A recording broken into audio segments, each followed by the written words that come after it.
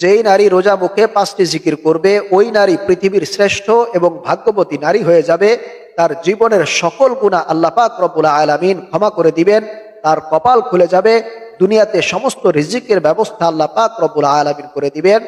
এমনকি সৌভাগ্যবান বান্দীদের কাতারে আল্লাহ পাক রব্বুল আলামিন ওই নারীকে কবুল করে নেবেন। এই 5টি জিকির করে অসংখ্য নারী আল্লাহ পাক রব্বুল আলামিনের প্রিয় বান্দী হয়ে গিয়েছেন। এই জন্য আমার প্রিয় মা ও বোনেরা, আপনারা যদি এই রমজানুল মুবারকে এই 5টি জিকির করতে পারেন তাহলে আল্লাহ পাক রব্বুল আলামিন আপনার জীবনের সকল অভাব অনটন দূর করে দিবেন, সকল প্রকারের টেনশন দূর করে দিবেন এবং সমস্ত বিপদ মুসিবত থেকে আল্লাহ পাক রব্বুল আলামিন আপনাকে প্রোটেক্ট করার ব্যবস্থা করবেন। কোরআনুল কারীমে আল্লাহ পাক রব্বুল আলামিন বলেন, এটা হচ্ছে তাকওয়া অর্জনের মাস, ইবাদতের মাস। এই মাসে মানুষ যত বেশি ইবাদত করবে আল্লাহ পাক রব্বুল আলামিন তার সওয়াব, তার নেকি বহুগুণ বাড়িয়ে দিবেন। আল্লাহ তাআলা কোরআনুল কারীমের মধ্যে বলেন, ফাজকুরুনি আযকুরুকুম ওয়াশকুরুলি ওয়ালা তাকফুরুন। আল্লাহ বলেন, ফাজকুরুনি, তোমরা আমার জিকির করো, আমাকে স্মরণ করো, আযকুরুকুম, আমিও তোমাদেরকে স্মরণ করব। প্রিয় মা ও বোনেরা, এই জন্য এই মাসে যদি আপনারা 5টি জিকির বেশি করে করতে পারেন তাহলে আল্লাহ পাক রব্বুল আলামিন আপনার জীবনের সকল চাওয়া পাওয়াগুলোকে পূরণ করে দিবেন। 1 নাম্বার যে আমলটি করবেন সেটা হচ্ছে আপনাকে বেশি বেশি রাসূলুল্লাহ সাল্লাল্লাহু আলাইহি ওয়াসাল্লামের প্রতি দুরূদ পাঠ করতে হবে। কারণ নবী করিম সাল্লাল্লাহু আলাইহি ওয়াসাল্লাম বলেছেন, যেই ব্যক্তি রাসূলের প্রতি একবার দুরূদ পাঠ করবে আল্লাহ তাআলা ওই বান্দার উপর, ওই বান্দির উপর 10টি রহমত নাজিল করেন। শুধু তাই নয়, 10টি গুনাহ তার জীবন থেকে কেটে নেওয়া হয় এবং 10টি মর্তবা আল্লাহ পাক রব্বুল আলামিন তার বুলন্দ করে দেন। এমনকি আপনি পৃথিবীর যে কোনো প্রান্ত থেকে যদি রাসূলের প্রতি দুরূদ শরীফ প্রেরণ করেন তাহলে 2 জন ফেরেশতা সর্বদা নিয়োজিত রয়েছে যে আপনার সেই দুরূদকে আল্লাহ রাসূল সাল্লাল্লাহু আলাইহি ওয়াসাল্লামের দরবারে পেশ করানোর জন্য। শুধু তাই নয়, আপনার নাম, ঠিকানা, বাড়ির অ্যাড্রেস সহ সবকিছু বিস্তারিত আকারে আল্লাহ রাসূল সাল্লাল্লাহু আলাইহি ওয়াসাল্লামের সামনে ফেরেশতারা পেশ করে থাকেন। অতএব প্রিয় মা ও বোনেরা, আপনারা 1 নম্বরে যে আমলটি করবেন সেটা হচ্ছে বেশি বেশি রাসূলুল্লাহ সাল্লাল্লাহু আলাইহি ওয়াসাল্লামের প্রতি দুরূদ শরীফ পাঠ করবেন। 2 নম্বরে যে আমলটি করবেন সেটা হচ্ছে আপনার অতীত জীবনের সকল গুনাহের জন্য, ভুল ত্রুটির জন্য ইস্তিগফার পড়বেন। আস্তাগফিরুল্লাহ, আস্তাগফিরুল্লাহ।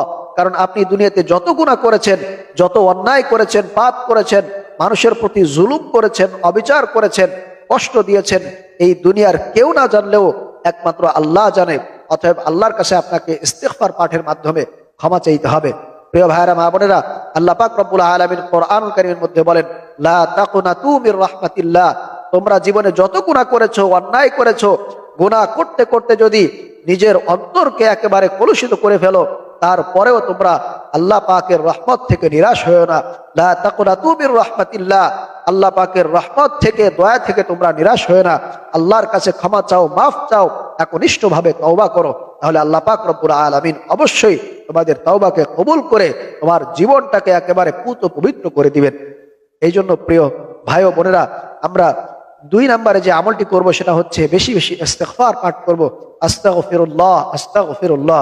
আপনারা যদি এই ইস্তিগফার করতে পারেন তাহলে আল্লাহ পাক রব্বুল আলামিন কোরআনুল কারীমের অন্য জায়গায় বলেন, ওয়ারযুকহু মিন হাইসু লা ইয়াহতাসিব।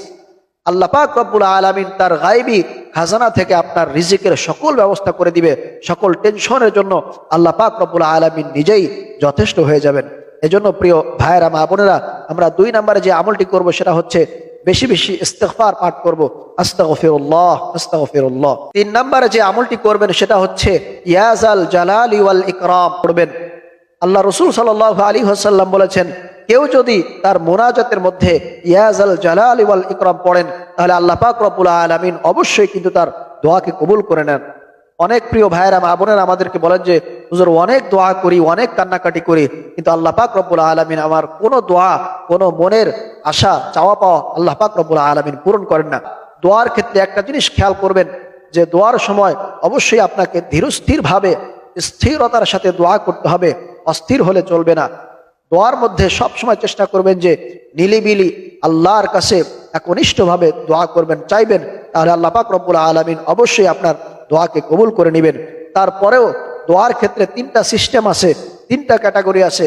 1 নম্বরে আপনি যদি দোয়া করেন আপনার সেই দোয়াটা সাথে সাথে আল্লাহ পাক রব্বুল আলামিন কবুল করে নেন। 2 নম্বরে সাথে সাথে দোয়া করলে কবুল হয় না, হয়তো কিছুক্ষণ পরে বা কিছুদিন পরে গিয়ে আল্লাহ পাক রব্বুল আলামিন সেই দোয়াগুলোকে আপনার জীবনে বাস্তবায়ন করে দেন, কবুল করে নেন। আর 3 নম্বরে, আপনারা যদি দোয়া করার পরে এই দুনিয়ায় কবুল না হয়, তাহলে পরকালে আল্লাহ পাক রব্বুল আলামিন সেটার কল্যাণকর ব্যবস্থা আপনার জীবনে করে দেন। প্রিয় ভাইরা মা বোনেরা, এই জন্য দোয়া করতে হবে, দোয়ার কোনো বিকল্প নাই। আপনি যত পারেন দোয়া করেন, হয়তো আপনার এই জীবনে কবুল হয়ে যেতে পারে, অথবা আপনার পরকালে সেটি আল্লাহ পাক রব্বুল আলামিন আপনার জন্য কল্যাণকর ব্যবস্থা করে দিবেন।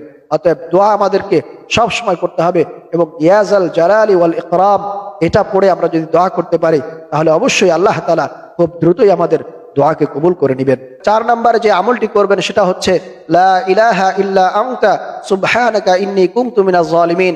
এটা কোরআনের একটি আয়াত। হযরত ইউনূস আলাইহিস সালাম যখন মাছের ভিতরে ছিলেন, তখন উনি এই দোয়াটা পড়ার সাথে সাথে মাছ বমি করে ইউনূস আলাইহিস সালামকে পেট থেকে বের করে দিয়েছিলেন। অতএব আপনিও যখন বিপদে পড়বেন, মুসিবতে পড়বেন, তখন এই দোয়াটা লা ইলাহা ইল্লা আনতা সুবহানাকা ইন্নী কুনতু মিনাজ জালিমিন এটি বেশি বেশি পড়বেন। আর বিশেষ করে এই রমজানুল মুবারক মাসে এই দোয়াটা পড়ার কোনো বিকল্প নাই। আপনি যদি বেশি বেশি পড়তে পারেন, তাহলে আপনার সকল বিপদ, মুসিবত, পেরেশানি, টেনশন আল্লাহ পাক রব্বুল আলামিন এই দোয়ার বরকতে দূর করে দিবেন। আর আল্লাহ তাআলা তো বলেছেনই, নাসরুম মিনাল্লাহি ওয়া ফাতহুন করিব, আমার বান্দাবান্দীদের জন্য সর্বদা আমার সাহায্য তার সন্নিকটেই। অতএব প্রিয় ভাইয়েরা মা বোনেরা, আপনারা যখনই বিপদে পড়বেন, যখনই মুসিবতে পড়বেন, যখনই টেনশনের মধ্যে পড়ে যাবেন, মহা বিপদ যখন আপনার সামনে চলে আসবে, তখনই আপনারা এই কোরআনুল কারীমের এই পাওয়ারফুল দোয়াটি পড়বেন, লা ইলাহা ইল্লা আনতা সুবহানাকা ইন্নী কুনতু মিনাজ জালিমিন। 5 নম্বরে এবং সর্বশেষ যে জিকিরটি করবেন সেটা হচ্ছে সুবহানাল্লাহি ওয়ালহামদুলিল্লাহি লা ইলাহা ইল্লাল্লাহু আল্লাহু আকবার। এই জিকিরটা যদি কেউ একবার পাঠ করে, তাহলে আল্লাহ পাক রব্বুল আলামিন তার জন্য জান্নাতের সমতল জায়গার মধ্যে একটি বৃক্ষ সৃষ্টি করে দেন। আর যদি কেউ 2 বার পাঠ করে, তাহলে 2টি বৃক্ষ আল্লাহ পাক রব্বুল আলামিন তার জন্য সৃষ্টি করে দেন। আপনি একটু চিন্তা করেন প্রিয় ভাইরা মা বোনেরা, আপনি একটু চিন্তা করেন, আপনি যদি জান্নাতে না যান, তাহলে আপনার জন্য কি এই বৃক্ষের দরকার আছে? এক হিসাবে আপনি জান্নাতটাকে আল্লাহ পাকের কাছ থেকে ক্রয় করে নিচ্ছেন। আর আল্লাহ পাক রব্বুল আলামিনও কোরআনুল কারীমের মধ্যে বলেছেন, ইন্নাল্লাহা আশতারা মিনাল মুমিনিনা আনফুসাহুম ওয়া আমওয়ালাহুম বিআন্না লাহুমুল জান্নাহ। নিঃসন্দেহে আমি মুমিনদের কাছ থেকে তাদের জীবনের বিনিময়ে, তাদের মালের বিনিময়ে, সম্পদের বিনিময়ে আমি জান্নাতটাকে বিক্রি করে দিলাম। অতএব প্রিয় মা ও বোনেরা, আসুন এই রমজানুল মুবারক মাসে আমরা বেশি বেশি এই 5টি জিকির করি, তাহলে আল্লাহ পাক রব্বুল আলামিন আপনার জীবনের যৌবনের সকল গুনাহ মাফ করে দিবেন, অভাব অনটন দূর করে দিবেন, আপনার মনের সকল নেক চাওয়া পাওয়াগুলোকে আল্লাহ পাক রব্বুল আলামিন পূরণ করে দিবেন। আর জিকিরের মাধ্যমে আল্লাহ পাকের সন্তুষ্টি আমরা অর্জন করতে পারি। জিকির যদি আমরা বেশি করি, তাহলে আমাদের ঈমান মজবুত হয়। অতএব জিকির করার কোনো বিকল্প নাই। আমরা এই রমজানুল মুবারক মাসের সময়টাকে খুবই গুরুত্ব মনে করে আমরা অবহেলায় না কাটিয়ে, অলসতায় না কাটিয়ে আমরা যদি জিকির করি, কোরআন তেলাওয়াত করি, তাহলে আল্লাহ পাক রব্বুল আলামিন অবশ্যই আপনার জীবনের সকল গুনাহ মাফ করে দিবেন। আপনার জীবনের সমস্ত ধরনের বিপদ, মুসিবত, টেনশনকে আল্লাহ তাআলা দূর করে দিবেন। আল্লাহ পাক রব্বুল আলামিন আমাদেরকে, বিশেষ করে আমার মা বোনদেরকে এই 5টি জিকির বেশি বেশি করার তৌফিক দান করুন।